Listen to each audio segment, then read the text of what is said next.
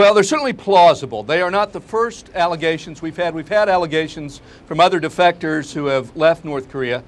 Certainly there's a consensus among my colleagues that North Korea has had a biological weapons program, a chemical weapons program, something that really got off the ground, at least on the biological front, in the 1980s. Now, we don't know much about North Korea, so these allegations are very hard to prove in the absence of physical evidence, in the absence of documentary evidence, but they sound reasonable. Whether it's still happening today, I don't know, but it's certainly something that could be true.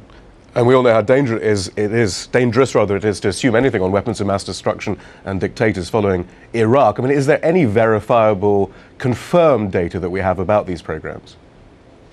No, I mean, in some ways, Iraq is not a bad example, but what we have here is we have reports from the South Korean Ministry of Defense, we have U.S. intelligence assessments, media reports, interviews with defectors. We don't have that hard physical evidence. It does make sense, however. I mean, North Korea has violated its nuclear nonproliferation obligations. It wouldn't be a stretch to imagine that they would violate the Biological Weapons Convention, and they're not a party to the treaty that regulates chemical warfare. But I hasten to add here, you know, have they done this before? Probably, and it would be horrific if they were doing human experimentation. Is it happening today? We don't know. If it was happening, does it mean it's a sophisticated program?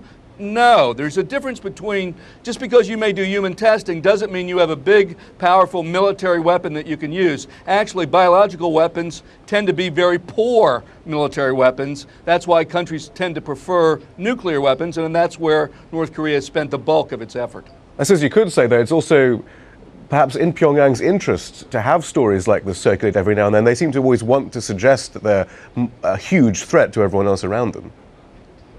I agree, and as the report referenced, they're going through a period of political transition right now. It appears as if their leader, Kim Jong-il, suffered a stroke last August and is now preparing the way for a new leadership. Under those circumstances, you often do have displays of strength, but I would doubt very seriously whether they would move offensively to use something. If they shot a shell with biological or chemical weapons into South Korea, they would be inviting suicidal retaliation. I mean, that would end their country. So I don't think they're going to do that, but I do think you're going to see shows of strength during this period. And whether or not it's sophisticated or not, there's no doubt there is a great deal of worry both about any chemical weapons program and the nuclear weapons program. Secretary of State Clinton making more comments about North Korea in the last few days, pretty tough comments. You've had decades of experience, I understand, in non-proliferation and so on. Do you think these are helping?